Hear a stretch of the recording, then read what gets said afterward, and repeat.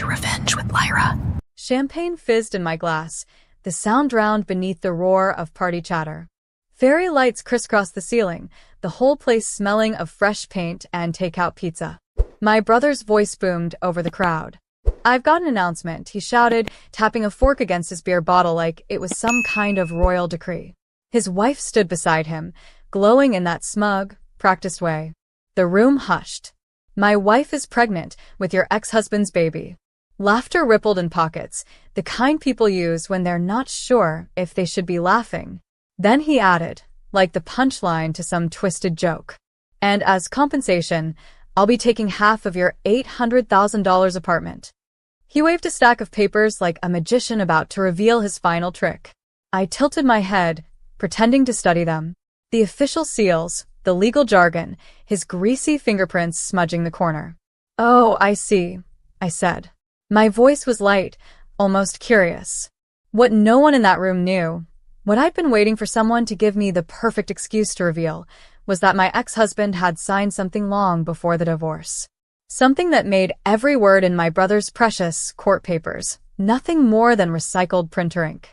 I caught my brother's eye and let a small, deliberate smile curl at the corner of my mouth. The kind of smile that says you have no idea what you've just done to yourself. Across the room, someone whispered, "Did she know?" Someone else muttered, "This is going to get ugly." I clinked my champagne against a stranger's glass, as if this were all entertainment to me. In truth, I was already building the opening scene in my mind, the one where my brother learns that possession isn't just 9/10 of the law, but in this case, 10 out of 10. I drained my glass. "Congratulations," I said to both of them, in the most sincere voice I could muster. Because my ex, well, he had given me something better than any settlement. He'd given me the kind of leverage that doesn't expire, doesn't depreciate, and can be deployed with surgical precision. And tonight? Tonight, I'd just been handed my target. The party dissolved into smaller conversations, but I could feel the sideways glances.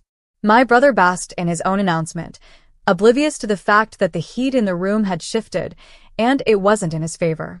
I slipped into the kitchen under the pretense of getting more champagne. The fridge was already crammed with beer, soda, and a half-eaten cake that read "New Home, New Life" in cheap icing. I took the bottle, but lingered near the counter, listening. In the living room, my brother's wife, my now co-conspirator in this bizarre family soap opera, was holding court. "She's just mad because I got the man she couldn't keep," she said, rubbing her stomach like a prize. The room chuckled in that uncomfortable way people do when they're siding with the loudest voice. I didn't step back in. I let her have the stage. Because people like her, they don't realize when the spotlight is cooking them alive. I checked my phone. My attorney, Richard, had texted. "I told you they'd try something. Call me when you're alone." Richard wasn't just a lawyer. He was the kind of man who could find a loophole in a brick wall. And 3 years ago, after my ex-husband's gambling incident, Richard drafted a contingency clause in our prenuptial agreement. The clause essentially said, any party proven to have acted in a way that intentionally caused financial harm to the other forfeits all claims. Permanently. Infidelity. That was one thing. But this? My brother announcing a claim to my apartment in front of 30 witnesses? That was performance art in legal suicide. From the kitchen doorway, I watched him. He was laughing, his hand splayed protectively over the very belly carrying my ex's child. He didn't see me, didn't notice the tiny recorder in my pocket blinking red. I wandered back in, champagne in hand. "You really want half my place?" I asked sweetly. He grinned. "It's only fair. You don't even need all that space." "You're right," I said, letting the words hang just a moment too long. "Fairness is important." He smirked, thinking he'd scored another point. What he didn't know was that the next time we'd speak about this would be in a setting far less festive, under fluorescent lights, with a stenographer typing every word, and my lawyer smiling the way predators do when dinner walks right into the trap. 3 days later, I walked into Richard's office with the audio file queued up on my phone. His conference room smelled faintly of leather and old coffee, walls lined with legal texts that might as well have been weapons in his hands. I pressed play. My brother's voice filled the space. My wife is pregnant with your ex's baby. I'll be taking half your $800,000 apartment. Richard's smile was slow and deliberate. He said this in front of how many people? 30. Maybe more. And I can get at least 5 to swear under oath. Perfect. He pushed the recording aside like a poker player sliding in chips. We'll file a preemptive motion to dismiss any claim he tries to make.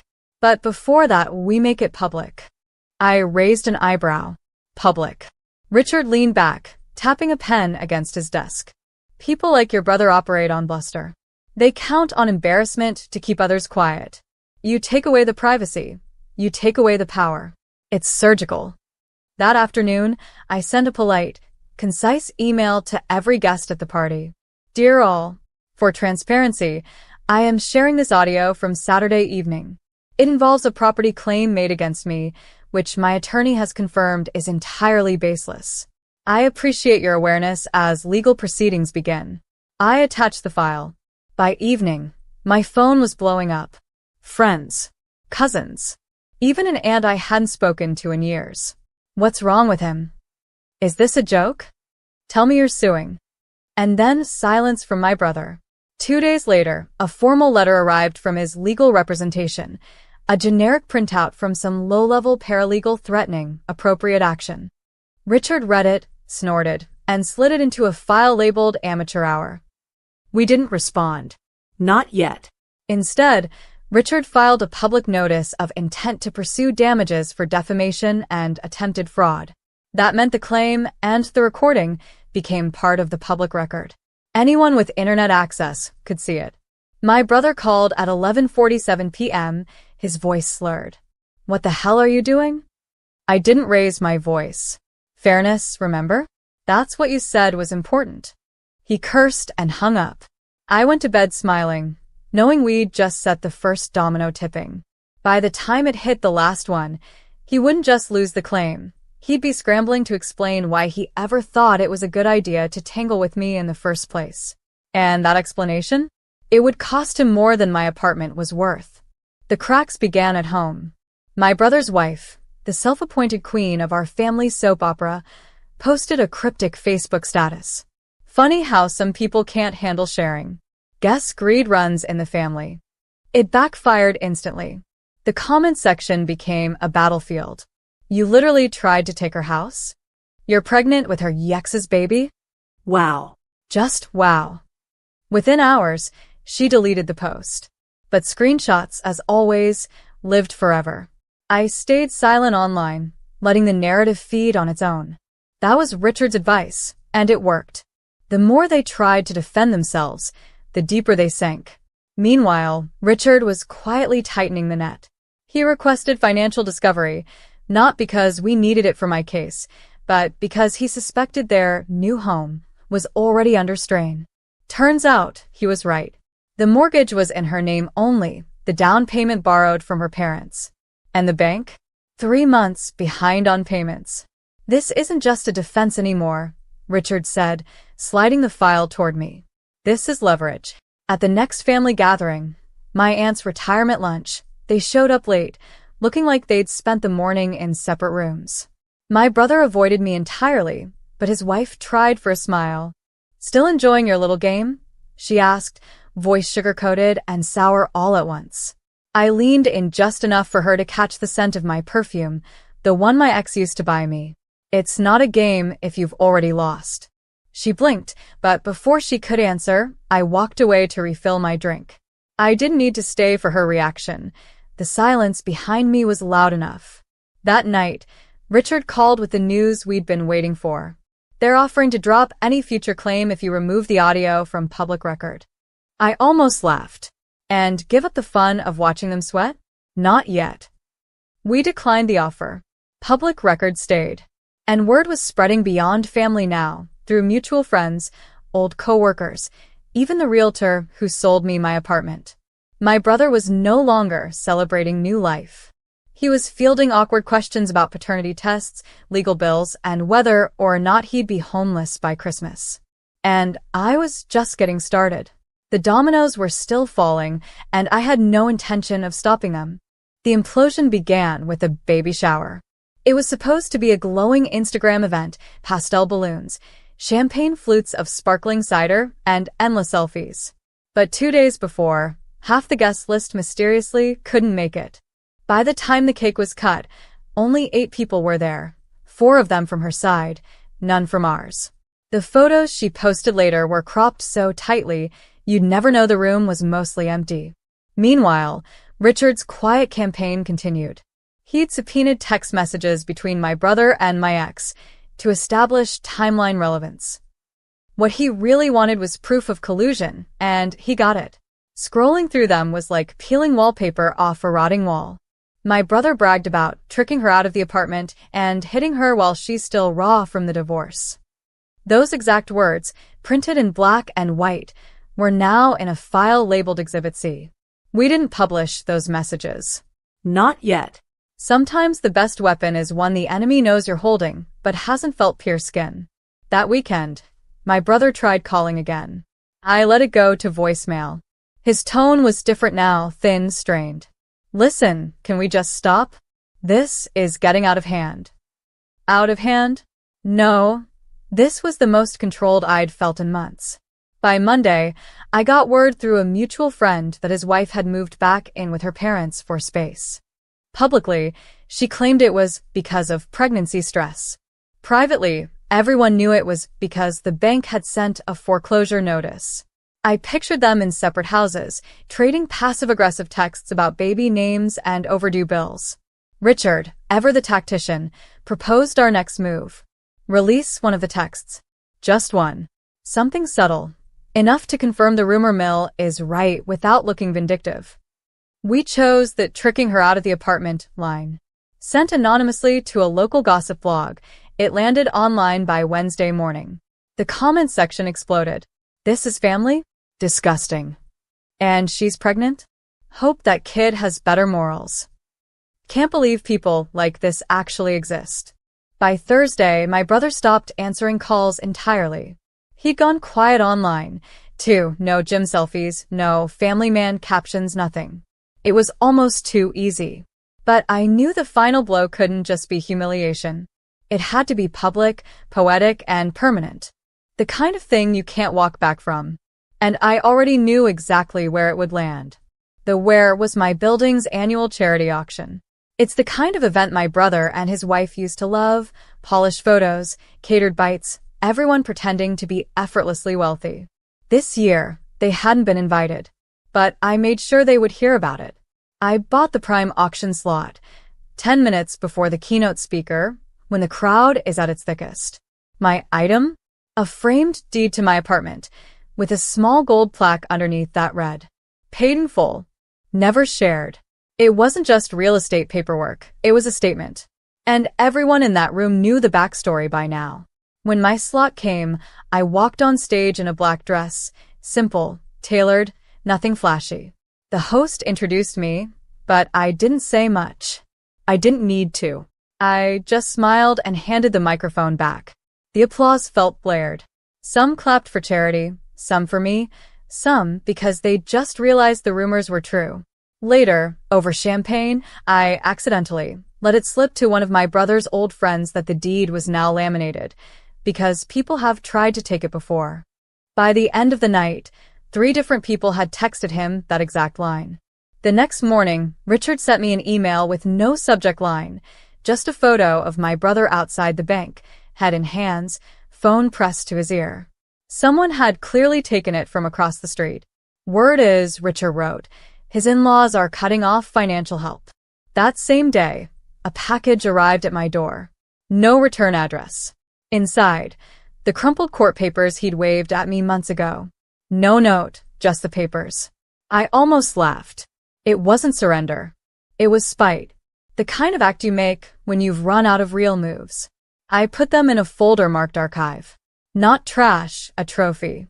By Friday, his wife had gone entirely private on social media. My brother followed 2 days later. Their silence was delicious. But I wasn't quite done. Because while they'd been busy scrambling to keep up appearances, I'd been working on something bigger, something that would make sure their little stunt would echo in every family holiday, every reunion, every polite dinner party for years. It was time for the reveal. The reveal came at Thanksgiving. Our family hadn't been in the same room since the divorce, by silent agreement, or maybe just avoidance. But this year, my mother insisted. "We need to heal," she'd said over the phone, in that voice that really meant, "I need everyone under one roof, so I can pretend things are fine." I said yes immediately. Dinner was at my aunt's place, long dining table, heavy with food, every seat full. My brother and his wife walked in late, her belly now unmistakable. They smiled too wide, the kind of smile that begs for people to believe it. We were halfway through the turkey when my aunt clinked her glass for attention. "Before dessert," she said, "our family tradition, the slideshow." Usually, it's baby photos and awkward school pictures. This year, I had been put in charge. The screen lit up with a title slide. What family really means. The first few images were harmless. Childhood Christmases, beach trips, birthday cakes. Then came a candid shot of my brother and my ex at the housewarming party, champagne glasses raised. A murmur went through the table. Next slide, the text message. The actual screenshot. Tricking her out of the apartment in bold, black letters, blown up to fill the entire screen. The room went still. My mother's fork froze halfway to her mouth.